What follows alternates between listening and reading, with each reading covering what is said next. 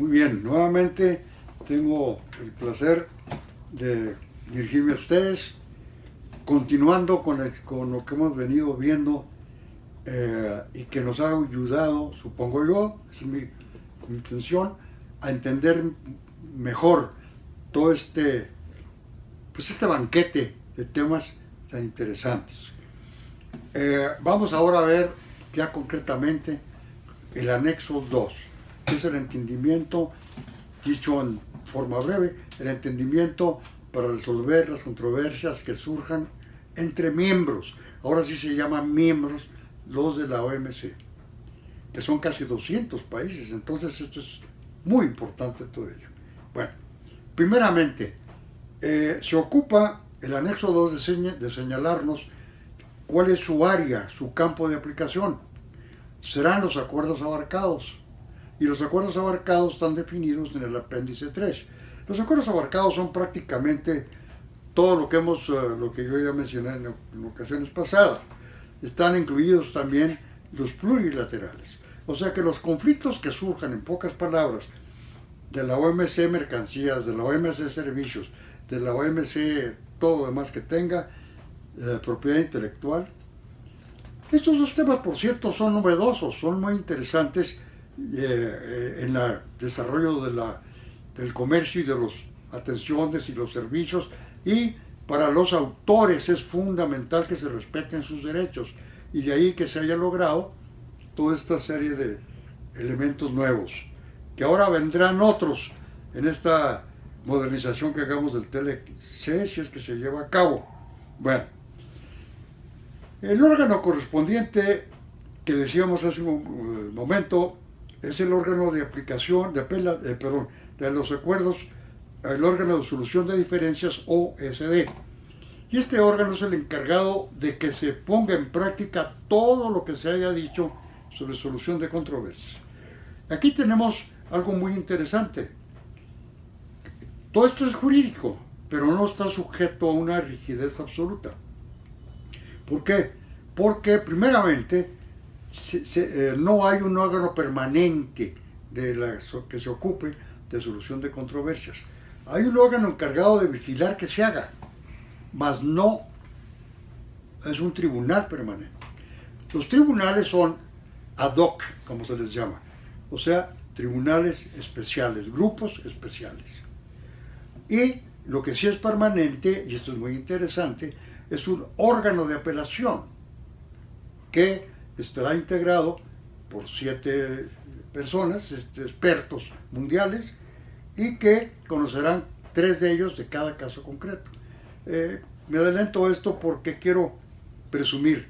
Tenemos en el último grupo a un mexicano, un colega, Ricardo Ramírez de nombre, que con una experiencia en ámbito público estuvo trabajando en la Secretaría de Comercio, como se llamó, ahora es de Economía, y que conoce muy bien todos estos temas.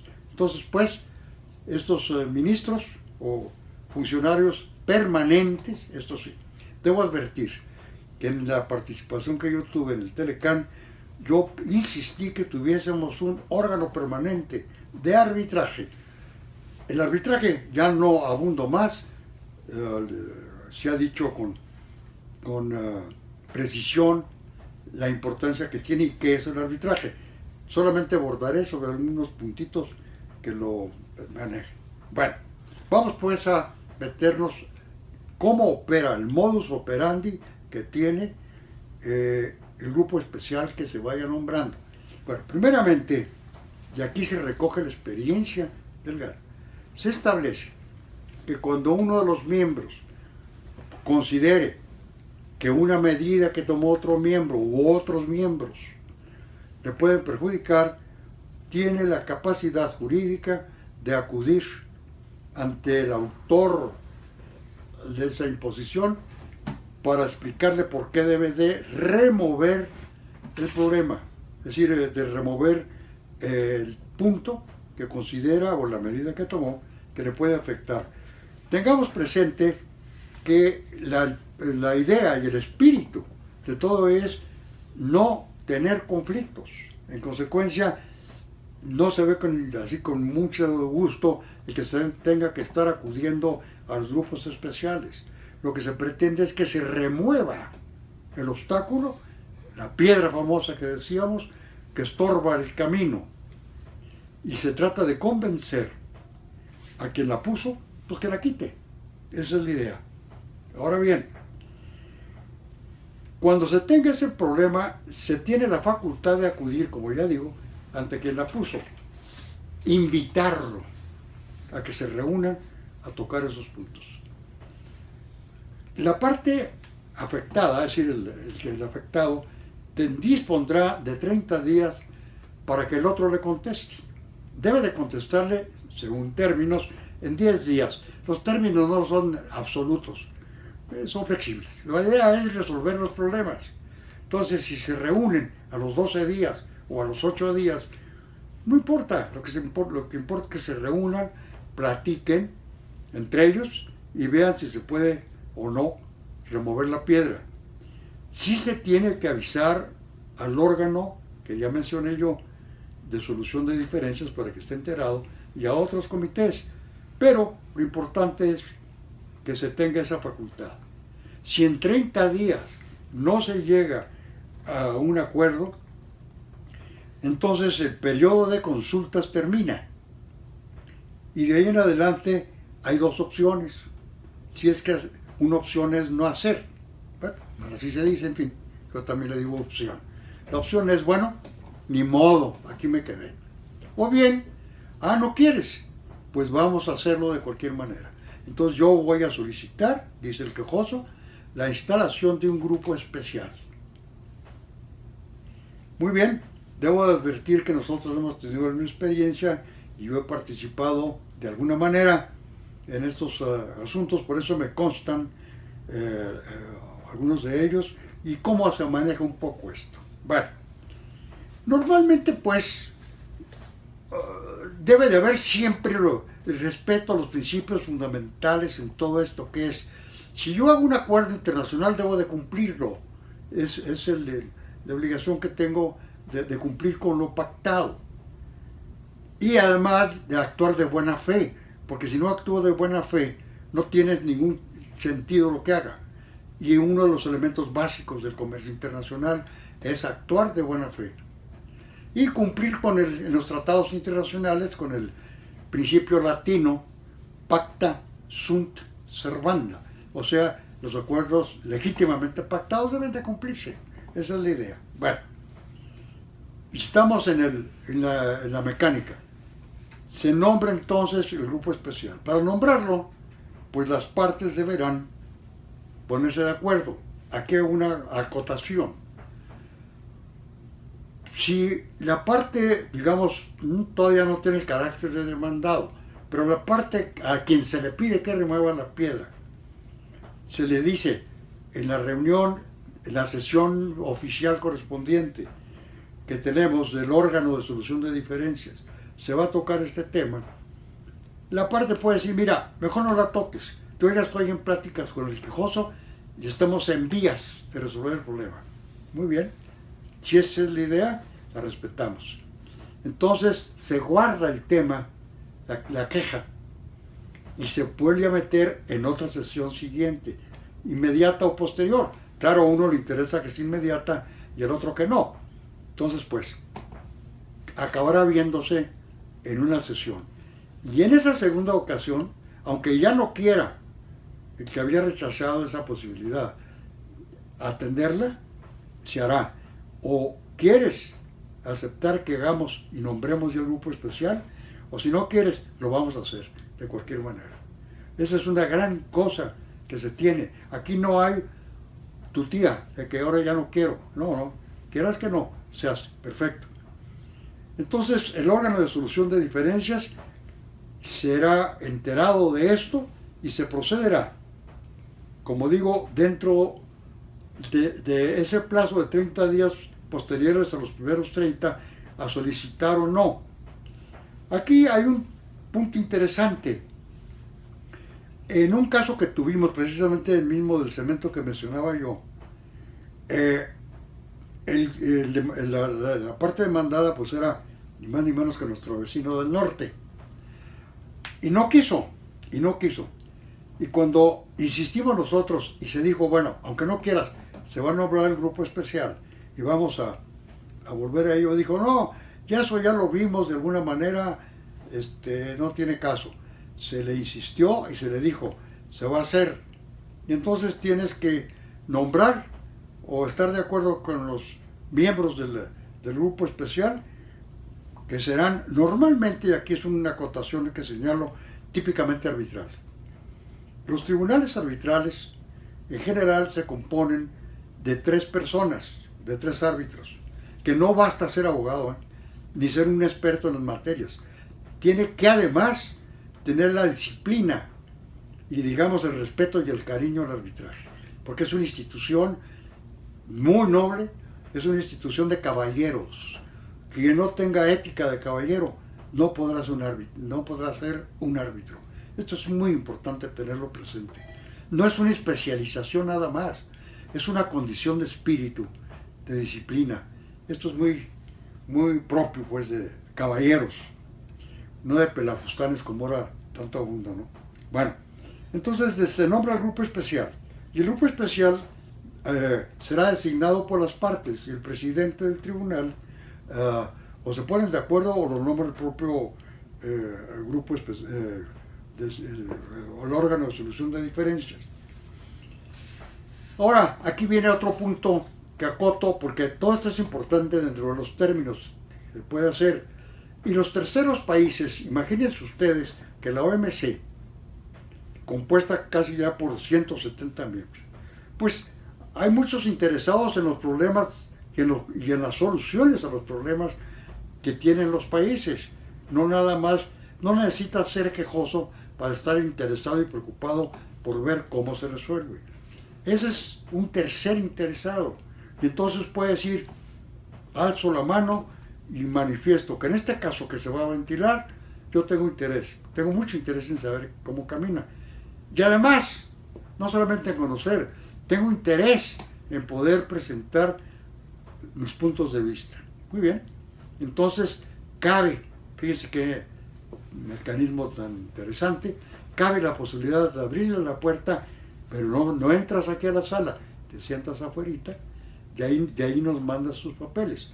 Y cuando hubiere una audiencia específica, si quieres participar, lo veremos, y si las partes están de acuerdo, estarás oyendo, o presentando si quieres algo, pero nada más. Si no quieren las partes, no participas, pero sí puedes estar enterado de todo lo que hagamos. Bueno, entonces el órgano correspondiente, como digo, tiene que, al ser designado, bueno, hay una serie de pasos que se dan como en todo caso arbitral.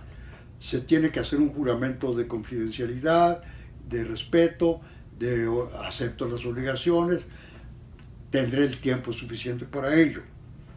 Pero, además, las partes en el conflicto deberán de presentarle al grupo especial, o sea, a los árbitros, cuáles son los temas a tratar.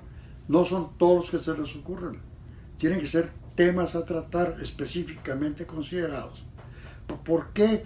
Porque si no sería interminable. Y no se trata de un tribunal común y corriente, este es algo especial. En consecuencia, se le dice, estos son los puntos que yo reclamo para que mueva la piedra. Y el de la piedra puede decir, yo no estoy de acuerdo en esto y en esto y en esto. En esto no importa, pero en esto no estoy de acuerdo. Esos puntos se tendrán que juntar en un documento que se llama el acta de misión. Esto es importante tenerlo presente. Misión significa obligación. ¿Qué es lo que tiene que hacer el tribunal? ¿A qué se obliga el tribunal? A conocer los puntos que expresamente se le han marcado. Esa es su tarea, su misión. En ese sentido es como se establece. Bueno, se elaborará el acta de misión. Con o sin los puntos que señalan las partes. Lo derivarán el tribunal de las quejas y de las respuestas. De ahí derivará los elementos. Es mejor, obviamente, que las partes mismas le digan qué tiene que hacer. pero si no quiere, pues pasa el tiempo volando, lo hacen. Entonces el acta de misión es la que será la base, el camino a seguir para resolver lo que se tenga que resolver. El procedimiento que se establece en el anexo 2 es un procedimiento, digamos, no muy rígido, tiene plazos, pero se pueden ir modificando conforme las circunstancias lo señalan. Hay una secretaría en la OMC y ahí la secretaría apoyará al grupo especial y recogerá las peticiones de las partes y de los terceros cuando hubiere terceros presentes.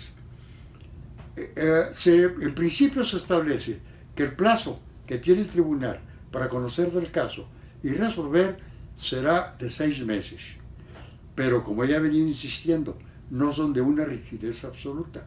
Los 6 meses pueden ampliarse cuando el tribunal encuentre que no puede conocer el caso en ese poco tiempo porque está recabando información o porque pasan muchas cosas. En un caso en que yo participé como asesor, se murió uno de los árbitros. Bueno, pues fuerza mayor, hubo que nombrar un sustituto. Bueno, durante el término correspondiente, las partes presentarán las pruebas suficientes que ellos tengan a la mano para acreditar la solidez de su problema, del daño que se le causa o de la amenaza del daño. ¿Por qué? Aquí es muy importante esto que debemos de tener presente. En la OMC, como en todos los tratados, se generarán derechos y obligaciones de las partes.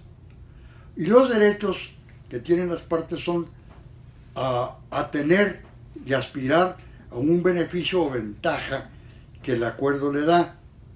Pero puede suceder que por acciones que tome alguna de las partes, en particular, tema o vea que se amenace a la ventaja que pueda tener.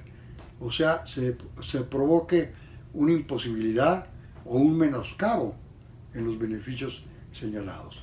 Y esto, pues miren, digo, en la práctica que se viven constantemente, los países poderosos, evidentemente son los hábiles y saben hacer esto muy bien. Y los otros pobres, pues tienen que estar sujetos a lo que esto pase.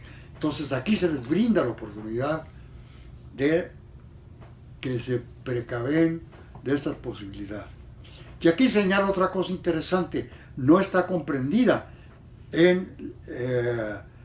expresamente en las reglas, pero en la práctica de los últimos años se ha venido observando, y es una institución sajona, es muy interesante.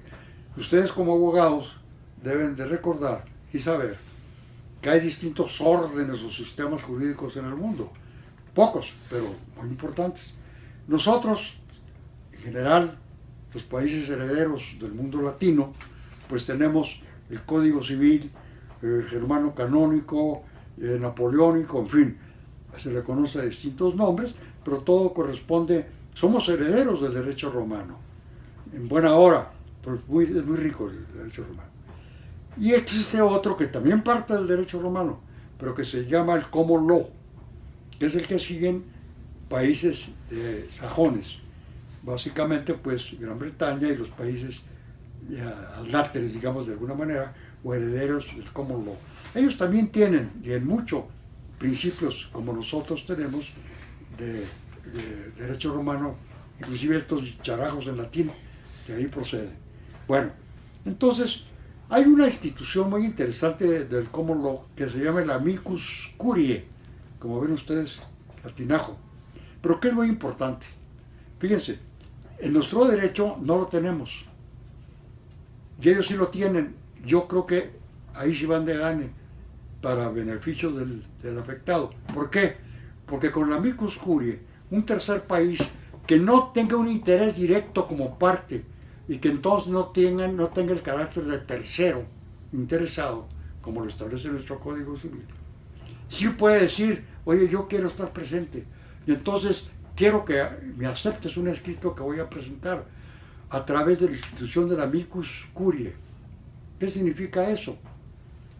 que es un amigo de los juzgadores. Y le dice, oye, yo te puedo echar la mano en algo, mano, fíjate que yo sé esto y lo otro, y aquí está. Debo advertirles a ustedes que en el sexto caso de Amicus Curiae, y lo digo porque así fue un hecho, nada más, históricamente hablando. A mí me tocó primero verlo, conocerlo, yo no sabía que existía, pero leyendo y leyendo y leyendo, estudiando esto, me topé con que había 5 casos en que países que no eran terceros perjudicados sí habían logrado que se les escuchase en sus quejas. Cuando se iba a poner en Europa, se iban a establecer fábricas de asbesto, se consideró que los vientos de las fábricas donde se iban a instalar iban a afectar a una serie de países que no tenían vela en el entierro. Entonces pues, se preocuparon. Y de ahí vino el caso del asbesto, en donde se aceptó. Dentro de eso sí que tiene, esas sí fueron facultades legisladas en las reglas de la OMC, que el tribunal arbitral tiene el derecho de allegarse toda la información que estime pertinente. Puede acudir a órganos técnicos, puede acudir a un sabio en consulta o recibir, ahora sí podemos decirlo, y de ahí se apegan al Amicus Curiae. Y entonces nosotros lo hicimos en un caso que se repiten estos problemas del azúcar, en donde participó la industria mexicana, obviamente en problema con los Estados Unidos. Nos llevaron para allá y ahí tuvimos la oportunidad de estar, de participar en Ginebra y de utilizar el Amicus Curiae. Entonces tenemos ese punto muy interesante. Bueno, ¿qué pasa con las reglas? Pues que el tribunal o grupo especial, dentro de los 6 meses que hemos señalado, o la ampliación que se haya concedido, deberá de pronunciar un informe previo, así le llaman, informe previo. Y el informe previo lo circula a las partes interesadas, nada más. Las partes interesadas lo observarán. Yo he tenido la oportunidad, por esto que menciono, en varias ocasiones, y de tener acceso a estos informes previos. ¿Y cuál es el propósito? Pues no solamente que te enteres de lo que va a pasar, sino que me digas si no he cometido yo algún error en tu nombre, o si no he dejado de considerar alguna prueba que me ofreciste, o si valoré mal esto que señalaste. En un caso que teníamos nosotros, también del azúcar, hubo un problema serio del tribunal que teníamos. El tribunal, ordinariamente, como ya he mencionado, se supone que deben de ser expertos, pero puede suceder, por razones múltiples, no me meto en las causas, que esté integrado 1, 2 o 3 personas, o 5, que es lo máximo que puede tener, que no sean realmente expertos en arbitraje, en estos temas jurídicos, sino que sean diplomáticos muy ilustres, o personajes de la historia, o personajes de lo que fuere, y no sepan de esto. Y entonces, que en consecuencia no sean adecuados o idóneos para conocer de ello. Y entonces, a través del Amicus Curiae, se puede enmendar esto. Pero una primera obligación que tiene el tribunal, y esto es regla no escrita inclusive, como van a ver ustedes por lo que voy a señalar, que el tribunal diga, primero, soy competente para conocer del caso. Digo, es casi, como digamos, como sobrado que se diga. Pues no, porque si no se dice, hay la duda de si tienen competencia o no para conocer del caso. Y en un caso, pues de azúcar que digo, no lo dijo. Y nosotros impugnamos esa situación y el Tribunal Permanente de Apelación nos dio razón y dijo, tiene que renovarse lo que se hizo y señalar si es o no competente. Es obvio, ¿cómo voy a meterme en algo si no tengo la capacidad para hacerlo? Ahora que está de moda, ¿cómo voy a meterme a jugar fútbol con el Tri si no sé jugar fútbol? ¿No? Bueno, eso es lo que decimos, el informe previo. Una vez que pase el término con o sin observaciones, se dictará el informe definitivo. Y el informe definitivo dará lo siguiente: dará razón a quien la tiene o rechazará si no tiene razón. No va a pronunciar una sentencia judicial, es un laudo. Y el laudo, por su naturaleza, puede ser flexible y hacer recomendaciones y recomendarle a las partes que encuentren una salida que puede estar en tal o cual cosa. Si uno hace esto y hace el otro, se puede resolver el problema. Y eso es lo que busca la OMC a través del anexo 2, resolver el problema. ¿Pero qué puede pasar? Pues que las partes dentro de esta situación se hagan guajes, valga la expresión coloquial, y no atiendan la recomendación. Entonces, previamente, una vez que se conoce la recomendación, las partes deben de ponerse de acuerdo de cuándo va a cumplir con la recomendación. Obviamente, el que gana quiere que ya, el que pierde quiere que mañana. Y entonces deben de ponerse de acuerdo. Si no se ponen de acuerdo o hay renuencia, hay la posibilidad, fíjese qué interesante, hay la posibilidad, porque es que no se pueden alegar, es que tengo que modificar mi constitución o tengo que hacer tal o cual cosa, o ya bien estoy en un momento de mi vida interna como país, de que se nombre un nuevo Congreso y son los que van a determinar si deben de remover o no esta piedra porque es legislativa, no es ejecutiva. En fin, son problemas propios de cada país. Si no se ponen de acuerdo, entonces dentro del caso se podrá abrir otra puerta al arbitraje e irse a que un órgano arbitral, que normalmente son los mismos que conocieron del caso, van a decir si tienen razón para que en 90 días se cumpla o no, o en 180 o en X días se acepte y se cumpla por el obligado, aunque sea regañadientes, con la recomendación que se le ha formulado. Ahora bien, esto puede suceder, pero ¿qué tal si no hay aceptación del afectado? O bien dice, no me gustó la recomendación que se hace y por lo tanto voy a apelar. Aquí viene una discusión también de carácter técnico. Si no es un tribunal de derecho, ¿por qué cabe la apelación? Bueno, creo yo que por razones prácticas totalmente respetables, y por eso no ha sido protestado. Este órgano de apelación al que ya hice referencia al inicio de mi presentación será la que conozca solamente violaciones al derecho, nada más.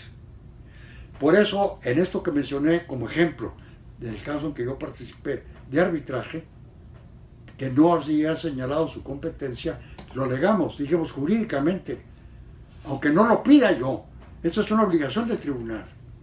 Tienes razón, nos dijo el Tribunal de Apelación, que se vuelva a dictar y se incluya ese término. Bueno, entonces el Tribunal de Apelación va a conocer las violaciones al derecho que se han señalado. ¿Proceden? ¿No proceden? Ahora, aquí el derecho pues es muy amplio, son los principios generales del derecho, es el derecho internacional público, es el derecho que regula los tratados. Hay acuerdos internacionales como es la Convención de Viena, que se refiere a el cumplimiento, elaboración, cumplimiento, materia de los tratados internacionales. México es parte, Estados Unidos no es parte, ¿eh? Entonces digo, hay una serie de situaciones que hay que contemplar. Ahora bien, todo esto que suena largo y tedioso, pues no deja de serlo en cierta manera. Pero sí les digo una cosa, como persona, como abogado y como hombre ya a mi edad, se los puedo asegurar. Si en un convenio no se previenen fórmulas de solución de controversias, el convenio puede caerse. Es mucho más atendible y seguro prever qué se debe hacer en caso de conflicto que no preverlo y dejarlo a la buena de Dios. Eso no opera y no funciona. Y menos cuando hay tales diferencias entre fuertes, débiles, medianos, pequeños, en fin. Estas son las reglas generales que existen en la OMC. Ahora bien, estas reglas pueden modificarse y se han ido modificando a través del tiempo. Y como ya ven ustedes con el ejemplo que di, el amicus curiae, pues no existe más que en la práctica y funciona. Con esto podemos cerrar el tema y sugerir primeramente como lectura obligatoria que se lean ustedes en las ediciones que existen en español, obviamente en inglés, de la propia OMC, que contiene todos los textos que hemos venido señalando. Eso es fundamental. Más, señalaría yo una cosa muy interesante, publicado también por la OMC, no solamente el texto, sino la historia de cada artículo, cómo se formó, por qué se formó, qué dijo uno, qué dijo el otro. Esa es la mejor obra de consulta. Hay varios autores, pues muy famosos como John H. Jackson, que es un profesor norteamericano. Yo tuve la oportunidad en una ocasión de meterme, no de rondón, pagué por ello, sino como oyente, escucharlo durante 8 días, dando un curso sobre estos temas. Interesantísimo, interesantísimo, porque este hombre sabe de lo que habla. Tiene varios textos sobre la OMC. Si se conociera bien un texto, con eso sería suficiente. No, tenemos desde luego, nosotros hemos escrito, yo mismo, con mis experiencias en todo ello, pero ahorita por lo pronto yo me fincaría en estos 2 puntos. El texto en mismo, y si es posible conseguir el ilustrado por la propia OMC de cada artículo y por algunos de los textos de John Jackson sobre la OMC.